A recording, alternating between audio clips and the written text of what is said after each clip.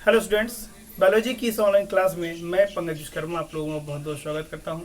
Students, आज के इस वीडियो के माध्यम से हम लोग साइटोलॉजी का एक बेहद ही इंपॉर्टेंट टॉपिक क्लियर करेंगे, जिसका टाइटल बनेगा गुणसूत्र यानी कि क्रोमोसोम।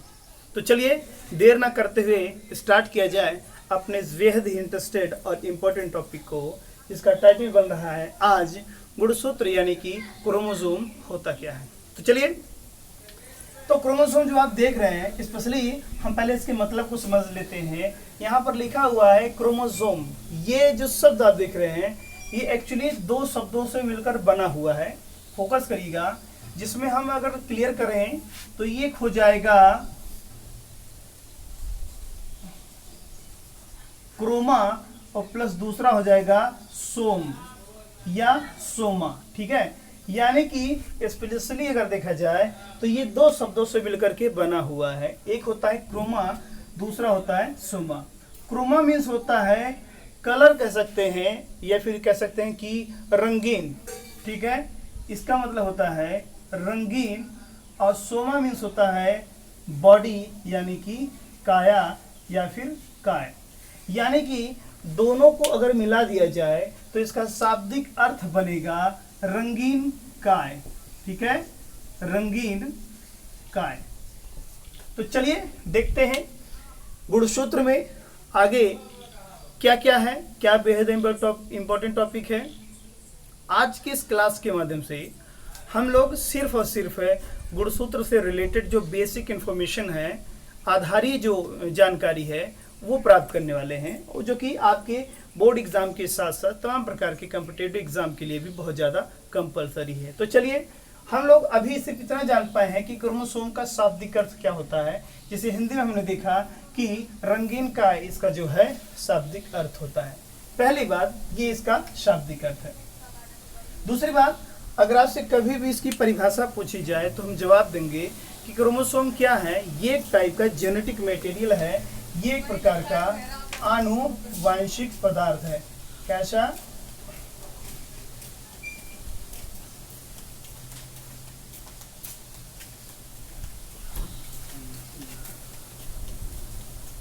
ठीक है, तो पहली बात, अगर आपसे परिभाषा पूछी जाए कि गुणसूत्र क्या होता है, तो हम जवाब देंगे कि गुणसूत्र जो है ये एक टाइप का आनुवांशिक पदार्थ है, यानी कि जेनेटिक मटेरियल है। इट मीन्स ये वो पदार्थ है जो पैतृक लक्षणों को उनकी संतानों में पहुंचाता है। पहली बात। इसके अलावा अगर देखा जाए कि गुणसूत्र का जो निर्माण है वो किस चीज से होता है, इंपॉर्टेंट बात होती है, याद रखिएगा। गुणसूत्र जो है, गुणसूत्र ये प्रायः डीएनए और प्रोटीन से मिलकर बना होता है। ठीक है, ये इंपॉर्टेंट बात है, याद रखिएगा। किसी भी प्रकार का गुणसूत्र हो तो गुणसूत्र जो होता है सिर्फ दो ही चीजों से मिलकर बना होता है। क्या क्या? एक होता है डीएनए और दूसरा होता है प्रोटीन। याद रखिएगा, प्रोटीन में खास तौर पे हिस्टोन प्रोटीन ही पाया जाता है। हम लोग 12th की क्लास में पढ़ेंगे हिस्टोन प्रोटीन के 5 प्रकार होते हैं, यानी कि पांचों टाइप के हिस्टोन प्रोटीन का डिटेल जो है एक्सप्लेनेशन पढ़ा जाएगा 12th की बायोलॉजी के अंतर्गत। तो गुणसूत्र जो होता है डीएनए और प्रोटीन से मिलकर बना होता है, और प्रोटीन में खास तौर पे इस पे हिस्टोन प्रोटीन होता है। हिस्टोन प्रोटीन क्या है? ये डीएनए पर पाया जाने वाला या कोशिका में पाया जाने वाला सबसे अधिक मात्रा में प्रोटीन होता है, हिस्टोन प्रोटीन। अच्छा, तो गुणसूत्र जो होता है ये डीएनए और प्रोटीन से मिलकर ही बना होता है। इस बात की पुष्टि किसने की थी, अगर ये पूछा जाए तो यहाँ पर हमारा जवाब बनेगा कार्ल वान नगेली। ठीक है, ये आप नाम याद रखिएगा, क्योंकि इन्होंने ही बताया था कि गुणसूत्र जो है डीएनए और प्रोटीन से मिलकर बना हुआ एक आनुवंशिक पदार्थ होता है। चलिए, दूसरी बात, अगर आपसे ये पूछा जाए कि गुणसूत्र पाया कहाँ जाता है, लोकेशन के बारे में अगर पूछा जाए तो लोकेशन इसका होगा कहाँ पर? केवल और केवल यूकैरियोटिक सेल में। ठीक है, या सेल के केंद्रक में, स्पेशल पॉइंट होता है, याद रखिएगा। हमने सिर्फ यूकैरियोटिक क्यों लिखा है, क्योंकि गुणसूत्र का जो इसका लोकेशन है वो सिर्फ और सिर्फ केंद्रक में ही पाया जाता है, और वो भी यूकैरियोटिक कोशिका में, क्योंकि प्रोकैरियोटिक सेल में गुणसूत्र नहीं पाए जाते हैं। तो ये आप याद रखिएगा, ये लोकेशन इसका हो गया, ठीक है। इसके अलावा अगर हम खोजकर्ता के बारे में बात करें, इसकी खोज कौन किया था, तो क्लास 10th और 9th की बुक्स में इसको थोड़ा सा हट के दिया हुआ है। आपकी बुक में जो है इसे डायरेक्टली स्ट्रॉसबर्गर और वाल्डेयर के नाम से जोड़ा गया है। आपकी जो बुक है उसमें दिखा गया है कि स्ट्रॉसबर्गर ने इसकी खोज की थी, जबकि ऐसा नहीं। जैसे जैसे हम लोग आगे चलेंगे थोड़ा थोड़ा क्लियरेंस बढ़ता जाएगा, तो हम उस क्लियरेंस के अकॉर्डिंग क्या बताएंगे कि सन 1842 में जो है कार्ल वान नगेली ने जो है इसकी खोज थी। ऐसा जो है आपके हायर क्लासेस के बुक्स में लिखा हुआ है, बट आपके कक्षा 9 और 10 के बुक में डायरेक्टली जो है स्ट्रॉसबर्गर ने लिखा हुआ, तो ये आप याद रखिएगा। तो डिस्कवरी की जहां तक बात आती है तो हम बताएंगे 1842 में कार्ल वान नगेली ने इसकी खोज की थी, ठीक है, क्रोमोसोम्स की। और आगे एक पॉइंट और लिखना है कि सन 1880 में जो है स्ट्रॉसबर्गर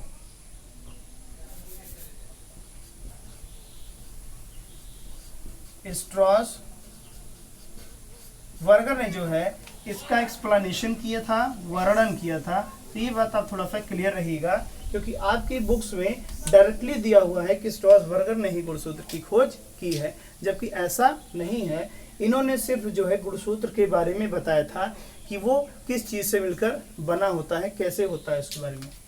इसके अलावा एक पॉइंट और याद रखिएगा कि सन 1885 में जो है वाल्डेयर नामक एक साइंटिस्ट ने, वाल्डेयर ने जो है इसे रंगीन काय नाम दिया था। क्या नाम दिया था? रंगीन काय, यानी जो मैंने यहाँ बताया कि क्रोमोसोम, क्या नाम दिया था? क्रोमोसोम। ये नाम किसने दिया था? तो हमारा जवाब बनेगा वाल्डेयर ने। तो ये आपको 3-4 पॉइंट स्पेशली याद रखना पड़ेगा, बहुत इंपॉर्टेंट है। आगे चल करके हमें जो भी कॉम्पिटिटिव एग्जाम देने होते हैं वनडे एग्जाम के तौर पे, ऐसे एग्जाम में ये छोटे छोटे प्रश्न जो है पूछे जाते हैं। चलिए, आनुवंशिक पदार्थ हम जान चुके हैं ये, और डीएनए और प्रोटीन के द्वारा ही बना होता है। बाकी जो भी जानकारी मैंने बताया इसको आप स्पष्टता समझ चुके होंगे, ठीक है, क्लियरेंस हो गया होगा। आगे बढ़ते हैं, गुणसूत्र के बारे में कुछ और भी जानकारी हम लोग कलेक्ट करते हैं। तो अगला जो हेडिंग होगा, हमें बताना होगा गुणसूत्र की संख्या, ठीक है। हम लोग नेक्स्ट वीडियो के माध्यम से क्लियर करेंगे कि गुणसूत्र का स्ट्रक्चर कैसे होता है। अभी आज का जो ये क्लास है इसमें सिर्फ और सिर्फ हम लोग बेसिक इंफॉर्मेशन लेंगे गुणसूत्र से रिलेटेड। चलिए, अगर इसकी संख्या पूछी जाए कि संख्या कितनी होती है गुणसूत्र की, तो हमें पहले बात याद रखिएगा, मनुष्य में जब भी पूछा जाए तो मनुष्य में गुणसूत्रों की संख्या कितनी होती है? 46 यानी कि 23 पेयर यानी कि जोड़ी। ये बात आप जानते हैं कि मनुष्य में लगभग जो है 46 गुणसूत्र प्रेजेंट होते हैं और 23 जोड़ी में, क्योंकि जोड़ी इसलिए लिखा गया है कि गुणसूत्र जो होते हैं वो नियर अबाउट जो है जोड़ी में ही पाए जाते हैं हमेशा। सिर्फ और सिर्फ जब सेल डिवीजन होना होता है, कोशिका जब टूटती है, 1 से 2 बनती हैं सेल्स, सिर्फ उसी दौरान ये गुणसूत्र अलग होते हैं, नहीं तो नॉर्मली हमेशा जोड़ी में ही पाए जाते हैं। अच्छा, मनुष्य में जितनी भी दैहिक कोशिकाएं होती हैं, कौन सी कोशिका? दैहिक कोशिका, याद रखिएगा, उसके अंदर 46 जो है क्रोमोसोम्स प्रेजेंट होते हैं, गुणसूत्र जो है ये पाए जाते हैं। लेकिन इसके अलावा जो युग्मक कोशिकाएं होती हैं, युग्मक कोशिकाएं होती हैं, उनमें जो है इनकी संख्या आधी होती है। इस बात को आप याद रखिएगा। कितनी होती है? सिर्फ और सिर्फ 23 गुणसूत्र जो है, क्रोमोसोम्स जो है पाए जाते हैं युग्मक कोशिकाओं में। अब दोनों में पहले थोड़ा क्लियरेंस जान लीजिए, दैहिक कोशिका और युग्मक कोशिका क्या होती है। युग्मक मतलब क्या होता है पहले वो जान लेते हैं। शुक्राणु अगर आप जानते हैं, स्पर्म और अंडाणु, ठीक है, अंडाणु, ये दोनों जो सेल्स होती हैं इन्हें हम युग्मक कोशिकाएं कहते हैं, गैमेट सेल कहते हैं। स्पर्म को और एग्स को हम जो है युग्मक कोशिका कहते हैं। तो इन दोनों कोशिकाओं में होते हैं 23 गुणसूत्र जो है 23 करके, और इन दोनों को छोड़ करके शरीर में जितनी भी ऑल सेल्स होती हैं उन सभी को हम दैहिक कोशिकाएं कहते हैं। और उस सेल के अंदर, उस गुणसूत्र के अंदर 46 क्रोमोसोम यानी 46 गुणसूत्र पाए जाते हैं। ये केवल मैं इंसान के बारे में बता रहा हूँ, ठीक है। अच्छा, ये चीज बताया किसने था? तो एक नाम आता है अल्फ्रेड मस्काई, ठीक है। अल्फ्रेड मस्काई एक साइंटिस्ट हैं। इन्होंने बताया था कि मनुष्य की समस्त दैहिक कोशिकाओं में 46 क्रोमोसोम और युग्मक कोशिकाओं में 23 क्रोमोसोम पाए जाते हैं। इसको बताया था अल्फ्रेड मस्काई। ये तो थी संख्या इंसान के बारे में। और भी देख लेते हैं हम, बेसिकली बहुत इंपॉर्टेंट है। और भी तमाम जानवर हैं जिनके अंदर गुणसूत्र की संख्या अलग अलग हिसाब से पाई जाती है, ठीक है। तो सबसे कम और सबसे ज्यादा की जहां तक बात करते हैं अदर जंतुओं में, ठीक है। और जो जंतु हैं, अगर बात करते हैं सबसे कम की, सबसे कम गुणसूत्र किसमें होता है, तो उसके लिए एक नाम आता है स्कैरिस। स्कैरिस, ठीक है। स्कैरिस में केवल 2 गुणसूत्र ही होते हैं। कितने? 2 गुणसूत्र ही पाए जाते हैं, केवल 2 गुणसूत्र, यानी कि एक जोड़ी गुणसूत्र पाया जाता है। स्कैरिस क्या होता है? स्कैरिस एस्केहेलमिंथीज का एक सदस्य है, केचुए जैसा ये होता है। इससे जो है स्कैरियसिस यानी खूनी पेचिश एक बीमारी होती है। तो इस जंतु में केवल 2 क्रोमोसोम या गुणसूत्र ही पाए जाते हैं। अगर हम सबसे अधिक की बात करते हैं, सबसे अधिक गुणसूत्र किस में होते हैं, तो स्पेशली आप याद रखिएगा, कुछ टफ पॉइंट नहीं होता है। एक जंतु है रेडियोलैरियन। रेडियोलैरियन, ठीक है। ये एक टाइप का प्रोटोजोन है। ये क्या है? प्रोटोजोन। प्रोटोजोन मतलब होता है जैसे अमीबा, पैरामीशियम यूग्लिना है सिंगल सेल वाले, तो वैसा एक छोटा सा जीव है रेडियोलैरियन। इसमें होते हैं 1600 गुणसूत्र, याद रखिएगा 1600 गुणसूत्र, यानी कि लगभग 800 जोड़ी। ये 800 जोड़ी गुणसूत्र हैं। ये जंतु की बात हो रही है। अगर हम पौधे की बारे में बात करें, ठीक है, पादप के बारे में, तो पौधों में अगर देखा जाए सबसे कम गुणसूत्र है। सबसे कम गुणसूत्र जो है ये खास तौर पे याद रखिएगा हैप्लोपेपस, क्या नाम आएगा? हैप्लोपेपस। ये एक फर्न होता है। क्या होता है? फर्न। फर्न मीन्स एक छोटा सा पौधा मान लीजिए आप, ठीक है। ये स्थली एक छोटा सा सूक्ष्म पौधा है। इसके अंदर सबसे कम गुणसूत्र होते हैं, केवल 4, यानी कि 2 जोड़ी क्रोमोसोम इसके अंदर प्रेजेंट होते हैं। ये मैं प्लांट्स के बारे में बात कर रहा हूँ, मैं ओनली प्लांट्स के बारे में, सबसे कम, ठीक है। इसके अलावा अगर बात करें हम, तो सबसे ज्यादा, सबसे अधिक अगर बात करें, एक नाम आता है ओफियोग्लोसम, ठीक है। ओफियोग्लोसम ये क्या है? ये एक शैवाल है, ठीक है। ये एक शैवाल है और इसके अंदर लगभग 1260 गुणसूत्र होते हैं, यानी कि लगभग 630 जोड़ी, ठीक है। तो स्पेशल पॉइंट हमने यही बताया कि अगर हम संख्या की बात कर रहे हैं तो मनुष्य में तो आप जान ही चुके हैं। तो इसके अलावा जो है जंतु के बारे में, सबसे कम गुणसूत्र स्कैरिस में होता है, 2 होते हैं सिर्फ इसमें, एक जोड़ी। और सबसे अधिक जो है रेडियोलैरियन में होता है, प्रोटोजोन है, जिसमें जो है 1600 क्रोमोसोम पाए जाते हैं, 8 जोड़ी। पौधे में सबसे कम जो है हैप्लोपेपस फर्न है, जो कि इसमें सिर्फ 2 जोड़ी यानी कि 4 क्रोमोसोम होते हैं।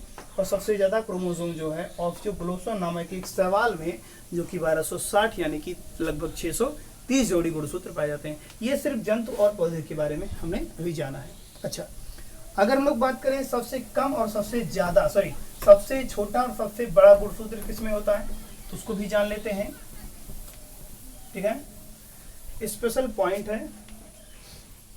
अच्छा, अगर हम संख्या तो जान ही चुके हैं, अब छोटा बड़ा देख लेते हैं। तो सबसे छोटा, सबसे छोटा गुणसूत्र अगर कहें किसमें होता है तो एक नाम आता है माइकोप्लाज्मा, याद रखिएगा, माइकोप्लाज्मा, जिसे हम PPLO भी कहते हैं। ये सबसे छोटी कोशिका होती है, याद होगा, आपको पता ही होगा, ये सब जनरल में लोग पढ़ते हैं। प्लेरोनिमोनिया लाइक ऑर्गेनिज्म, ये इस पृथ्वी पर उपस्थित सबसे स्मॉल सेल है, सबसे छोटी कोशिका है, ठीक है, माइकोप्लाज्मा। तो इसके अंदर जो क्रोमोसोम होता है वो सबसे छोटा गुणसूत्र कहलाता है, ठीक है। नेक्स्ट क्या होगा, सबसे बड़ा गुणसूत्र अगर पूछा जाए तो हमें जवाब देना है ट्रिलियम, ठीक है। ट्रिलियम जो होता है इसमें जो है सबसे जो है बड़ा गुणसूत्र प्रेजेंट होता है, स्पेशल पॉइंट है, याद रखिएगा, ट्रिलियम, ठीक है, सबसे बड़ा गुणसूत्र। तो ये कुछ बेसिक इंफॉर्मेशन थे। अब हमको स्पेशली जो है गुणसूत्र कितने प्रकार के हैं ये देखना है, और गुणसूत्र का काम क्या होता है। मैंने बताया कि अभी हम लोगों को सिर्फ और सिर्फ जो है आज इस क्लास के माध्यम से बेसिक इंफॉर्मेशन लेना है गुणसूत्र से रिलेटेड। नेक्स्ट वीडियो में हम लोग गुणसूत्र की संरचना को स्टडी करने वाले हैं। फिलहाल अभी चलिए हेडिंग बनाते हैं गुणसूत्र के प्रकार, ठीक है। तो इसको मैं हटा दे रहा हूँ यहाँ ऊपर से, ये आप जान चुके हैं।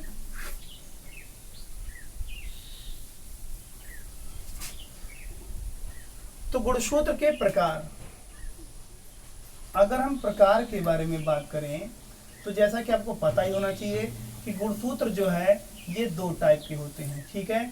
एक होता है आपका लैंगिक गुणसूत्र, कौन सा, लैंगिक गुणसूत्र, यानी कि सेक्सुअल क्रोमोसोम, या इसी को हम एलोसोम भी कहते हैं, एलोसोम, ठीक है। तो ये हमारा पहला टाइप का क्रोमोसोम है, लैंगिक गुणसूत्र, ठीक है।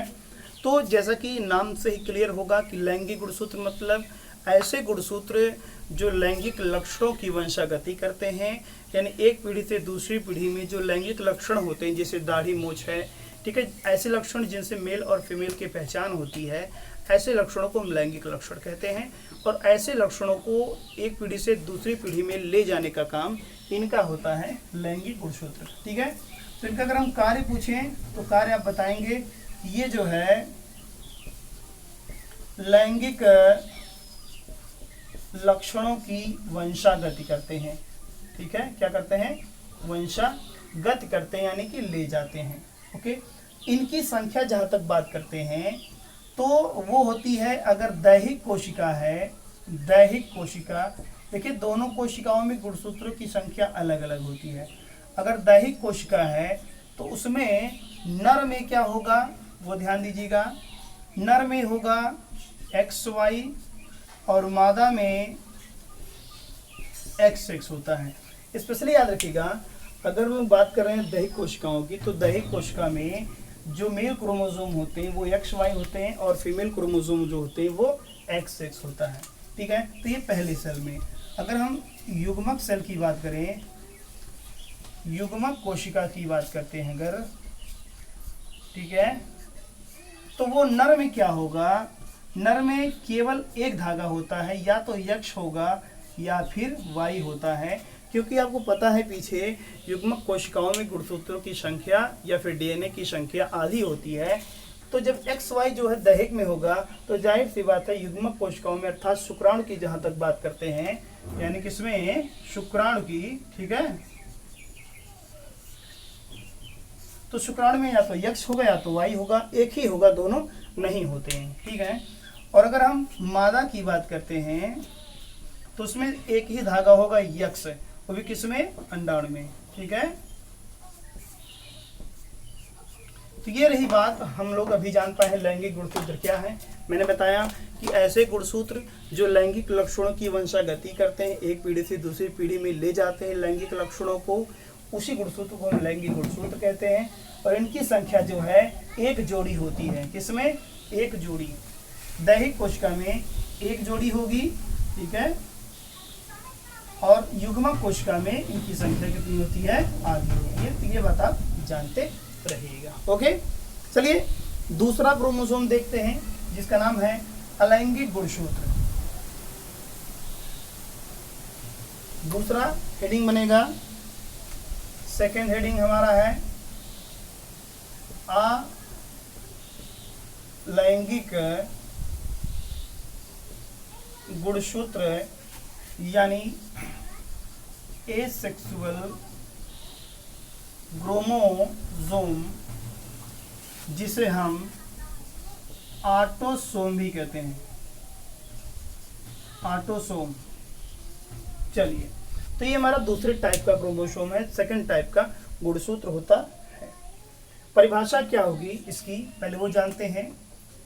ध्यान दीजिएगा, अलैंगिक मतलब होता है नॉन सेक्सुअल, ठीक है, यानी ऐसे क्रोमोसोम जो लैंगिक लक्षणों को ना ले जा करके सिर्फ और सिर्फ दैहिक लक्षणों को ही ले जाते हैं। ठीक है, हमारे शरीर के लगभग 120 दैहिक लक्षण होते हैं, जैसे त्वचा का रंग, शरीर की मोटाई, ठीक है, पतलाई या बाल, ऐसे तमाम कैरेक्टर होते हैं दैहिक लक्षण। और इन्हीं लक्षणों को जो है ऐसे गुणसूत्र जो है ये एक पीढ़ी से दूसरी पीढ़ी में ले जाते हैं। इन्हीं गुणसूत्रों को हम दैहिक गुणसूत्र के नाम से जानते हैं। ठीक है, जो केवल अलैंगिक या फिर दैहिक लक्षणों की ही मंशा गति करते हैं। तो इनका जो कार्य है वो हम लोग जान लेते हैं। तो ये कैसे दैहिक लक्षणों को, सिर्फ और सिर्फ दैहिक लक्षणों की क्या करते हैं, वंशागति करते हैं, या एक पीढ़ी से दूसरी पीढ़ी में ले जाते हैं। ठीक है, अगर हम संख्या की बात करते हैं तो इनकी संख्या चाहे नर हो या फिर मादा, ठीक है, ये दोनों में क्या होते हैं, समान होते हैं।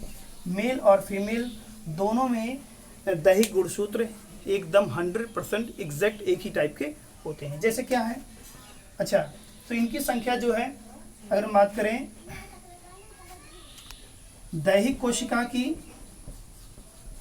दैहिक कोशिका मैंने बताया पीछे, दैहिक कोशिका क्या होता है, शरीर की सभी कोशिकाओं को दैहिक कोशिका कहते हैं। तो दैहिक कोशिका में इनकी संख्या होती है कितनी, 22 जोड़ी।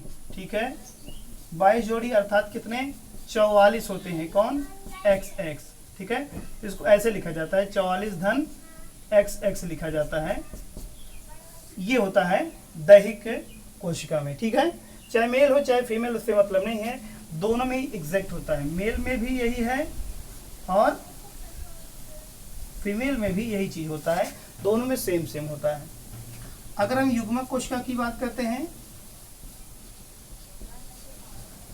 युग्मक कोशिका में तो ये सिर्फ और सिर्फ जो है, अगर देखा जाए 11 जोड़ी इनकी संख्या होती है, 11 जोड़ी। ठीक है, 11 जोड़ी, यानी कि सिर्फ और सिर्फ 22 धन XX ये होते हैं। मेल हो चाहे फीमेल हो, सभी में यही जो है गुणसूत्र प्रेजेंट होते हैं।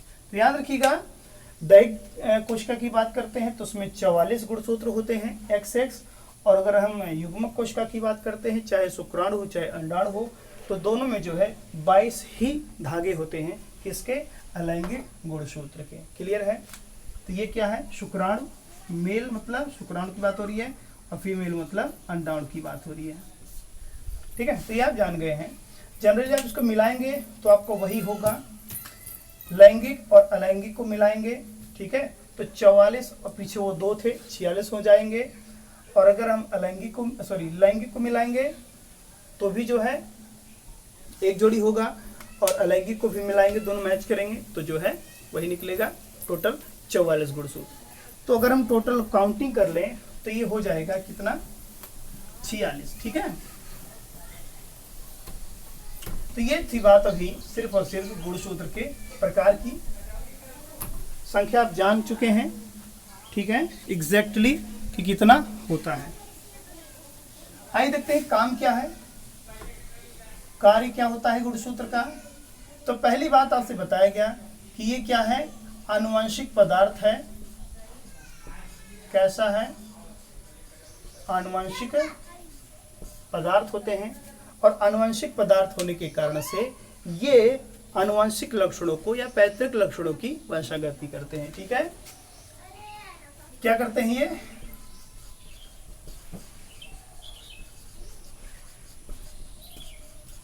की वंशागति। ठीक है, थर्ड पॉइंट बहुत इजी है। ओके, तो फर्स्ट पॉइंट आप जान चुके हैं कि आनुवंशिक पदार्थ है, और जब भी कहा जाए आनुवंशिक पदार्थ तो आप तुरंत जान जाइए कि ये पैतृक लक्षणों की वंशागति करेंगे, माता पिता के लक्षणों की वंशागति उनके संतानों में पहुंचाते हैं।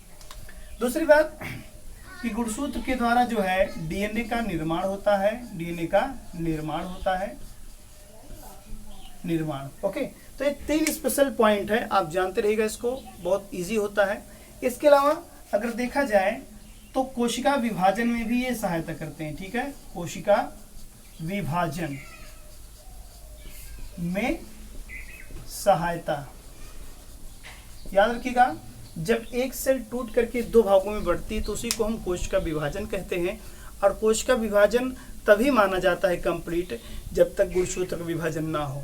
जब गुणसूत्र 2 भागों में बढ़ जाते हैं तब उसी से जो है कोशिका विभाजन पूर्ण माना जाता है। तो ये आपके 4 फंक्शन हैं, स्पेशली याद रखिएगा। एक बार मैं फिर से बता दूं कि गुणसूत्र की संख्या कितनी होती है मनुष्य में? ठीक है, 46 यानी कि 23 जोड़ी होती है, याद रखिएगा, जिसमें से एक जोड़ी लैंगिक XY या फिर XX, ये मेल में और ये फीमेल में। ठीक है, याद रखिएगा।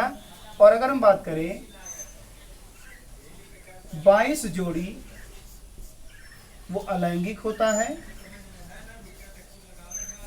जो कि 44 यानी कि XX ये दोनों में होगा, चाहे वो मेल हो या फिर फीमेल हो। तो ये प्रोसेस दोनों में पाया जाता है, इसको याद रखिएगा। मनुष्य के बारे में सिर्फ बात कर रहे हैं। गुणसूत्र की संख्या 46 यानी 23 जोड़ी होती है। एक जोड़ी लैंगिक गुणसूत्र XY मेल में होगा, XX फीमेल में होगा। ठीक है, ये दैहिक कोशिकाओं के लिए है, और युग्मक कोशिकाओं के लिए इसकी संख्या आधी हो जाती है। 22 जोड़ी होते हैं अलैंगिक गुणसूत्र, जिसे हम 44 धन XX लिखते हैं। ये मेल और फीमेल दोनों के लिए होता है, दैहिक कोशिकाओं के लिए, और युग्मक कोशिकाओं के लिए इसका आधा यानी कि सिर्फ और सिर्फ 22 होता है।